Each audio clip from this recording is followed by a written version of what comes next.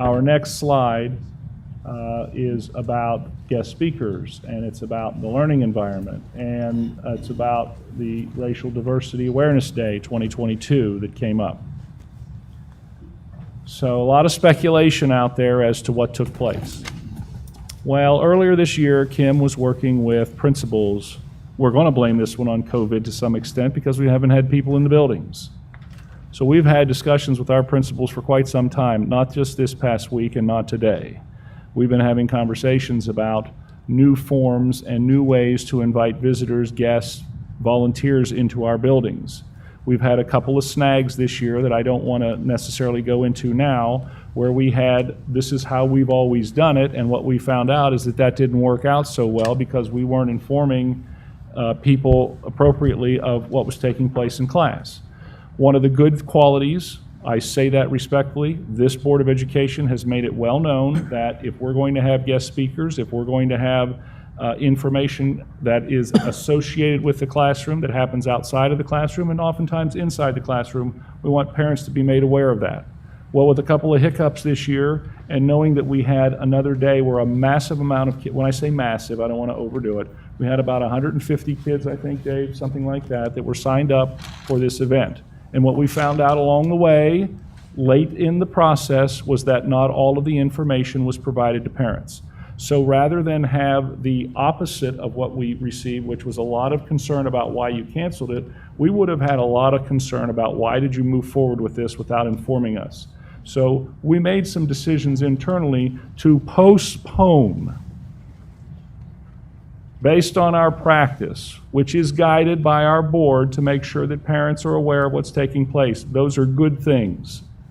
Once we found out that that wasn't necessarily taking place, we decided to postpone the event. It includes not only guest speakers, but it includes materials. And so this is what took place on that day. The goal was to immediately come up with a way to reschedule. So I'd like to go to the potential dates that we have up here. We are talking with Mr. Spencer, who is working with not only the original staff member who was helping us create the schedule for this day and the materials, but we have some other individuals who will be assisting with that process. So these are dates that we're looking at to potentially have that, so everyone knows that we did not cancel.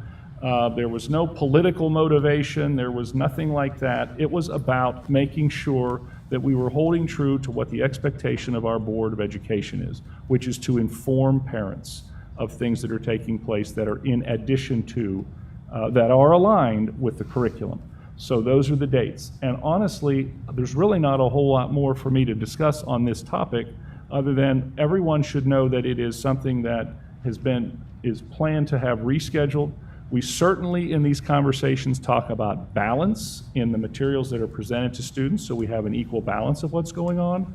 And in this case, we are including a couple of other voices in that to ensure that we are assessing what we're doing and not for the goal of taking something away or adding a significant thing to the day, but making sure that we have balance in that day. Those are the dates that we're working towards, and I'm hopeful that we can get that accomplished pretty soon and inform our parents of what's taking place there. After that, another big reason why any board expectations on that? I missed that bottom bullet there. I mean, about this day, I would be in support of a true cultural diversity day where we bring in, different ethnic cultures and maybe do like music and food and dancing. I think with this Racial Diversity Awareness Day, I don't think it's a true diversity day. I don't think it's, talking to some of my Black friends in the community, they were offended by this because it's not representative of every experience. And I'm not really sure why we're focusing on the Black and white. And at a time where we're so divided, we really need to come together. So a celebration of cultures, I think, would be a better route than, some of the information that is in that 10-page packet. I mean, I could read some of the questions, but I'm sure everybody has read them before. And I support the true history, good, bad, and the ugly, we should teach it, but I believe all of that information is really one-sided. And to make this point too, there's 70 to 80% of our 11th and 12th grade population that wasn't even getting instruction that day. So. That were in assessments, state assessments? Well, no, at Turpin, the 11th and 12th graders who were not participating in this were not given any instruction. Dave, is that accurate? All students were not participating in this, were in regular classes, going through their normal schedule. with They were? teachers, so yes. Okay, that's not what you had told me when we spoke. The ones that chose to participate or wanted, met with their teachers ahead of time, or with conversations with their teachers, and knew at any time if the teacher said you need to be here for this, they would miss that period to do what they need to do, if it was an assessment or something that the teacher felt was critical. That's not the information I had heard originally, so thank you for clearing that up.